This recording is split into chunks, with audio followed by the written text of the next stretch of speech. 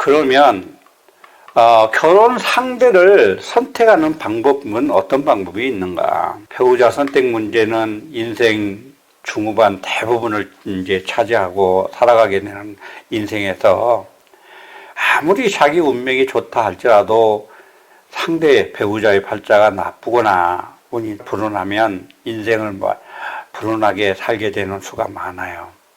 결혼 생활이라는 것은 인생에서 매우 중요한 부분을 차지하기 때문에 배우자 선택을 잘못해서 결혼 생활에 많은 고통을 받게 되는 이유가 있는데 그 이유를 다음과 같은 경우에서 찾아봅니다. 결혼해서 잘못되는 경우, 먼저는 서로 가족, 집안끼리 가족과 원만하지 못해서 불화하는 거예요.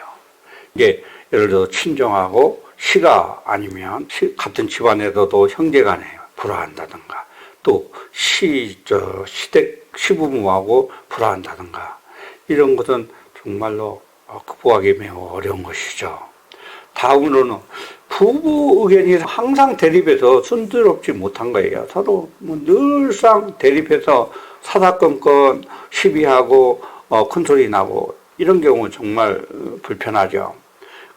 다음에는 아내가 낭비벽이 너무 심해서 살림살이를 잘못해서 경제적으로 매우 심한 경우, 이런 경우도 좋지 않죠. 다음에는 배우자의 품행이, 상호간에 품행이 부정해서 가정이 파탄되는 경우입니다. 외도를 한다든가 음란한 행위를 해서 부정한 행위로 인해서 배우자에게 안겨서는 안 된 큰 상처를 주면 그 가정이 결국 파탄 지경에 이르겠죠. 또 부부 사이는 둘 간에는 아주 원만한데 주변 식구들 문제로 근심 걱정이 많은 이런 경우도 있습니다. 또 다음은 남편이 사람은 착한데 생활 능력이 없는 거예요. 돈 버는 재주가 없는 사람, 좀 무능한 사람, 무력한 사람, 이런 경우도 매우 정말 어렵겠죠. 또 결혼했는데 여자가 아이를 갖지 못해서 대가 끊어질 염려가 있는 경우도 결혼 생활의 위기로 작용할 수 있어요. 그래서 이런 사람들도 어떻게 보면 애당초 결혼을 잘못 선택한 이유이기도 합니다. 그래서 결혼 상대를 선택하는 데는 자유의사도 대부분이죠. 그래도 처음부터 조심해서 선택해야 됩니다. 과거에는 대체로 중매의 결혼으로서 부모나 다른 사람들이 중간에서 공평한 선택을 했죠. 궁합을 참고를 해서 중매를 하죠. 그런데 잘못되는 경우가 적었고 대체적으로 과거에는 조금 부족함이 있더라도 인내하면서 극복해내가면서 살았죠. 그런데 현대사회에서는 그렇지 못하는 사회가 되어버렸어요. 또 당사자나 중매자가 아주 옛날에는 냉정하고 이성적으로 판단해서 서로 이루어졌기 때문에 그런 이유도 있습니다. 그와 달리 요즘 세대는 어때? 연애결혼은 매우 위험성이 많아요. 당사자들 모두 사회적 경험이나 훈련이 부족하죠. 또 청춘 남녀가 아직 인생관이 제대로 서 있지 못하고 그때 기분이나 인상이 좋다 하는 감정적 분위기에 휩쓸려서 쉽게 그냥 결정하고 해서 쉽게 또 파경되기 쉽죠. 남녀 불문하고 나이가 차면 이성을 그리워하고 사랑을 느끼게 되는 것은 아주 자연스러운 것이죠. 혹 자녀가 연애를 한다면 억지로 말리는 것보다는 은혼의 상대자가 돼서 이성에 대한 관찰할 수 있는 안목을 바르게 지도해 줘야 될 필요성이 있어요. 그냥 대놓고 그냥 맞대놓고 무조건 반대한다든가 이런 건 좋지 못해서 오히려 반발해 버리겠죠. 그래서 막무가내로 잘못을 저지르기 쉽게 되는 것입니다.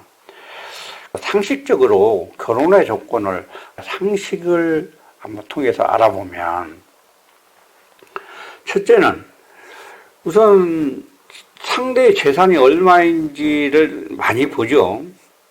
그러나 재산이라는 것은 지금은 많아도 장차는 가난할 수도 있고 지금은 부족해도 장차는 부자가 될 수도 있는 거예요. 그래, 대단히 중요한 것은 아니지만 그렇다 하더라도 상호 각자의 재산 형편이 지나치게 차이가 나면 가족 간의 융합이나 교제가 원만할 수 없어요. 그래서 이것도 또 고려해 봐야 할 신중하게 해야 될 것입니다. 다음으로는 서로 교육의 정도인데, 서로 너무 교육의 차이가 나면 누구는 중학교 나왔는데 누구는 대학을 졸업했다? 이렇게 너무 차이 나게 되면 결혼 생활이라는 것은 한편으로 서로 사상과 정신적인 공동체로 생활하는 거예요. 그래서 서로 교류할 수 있는 수준이 어느 정도 맞아야 되는데 맞지 않으면 원만할 수 없죠. 그래서 특히 여자가 남자보다 교육이 정도가 높으면 오히려 여자가 남자를 무시하게 되기 쉬워서 결혼 생활에 재미가 없게 되겠죠. 또 다음에는 나이 차이가 원칙적으로 남자가 약간 많은 것이 좋죠. 그러나 요즘은 정말 천태만상이죠.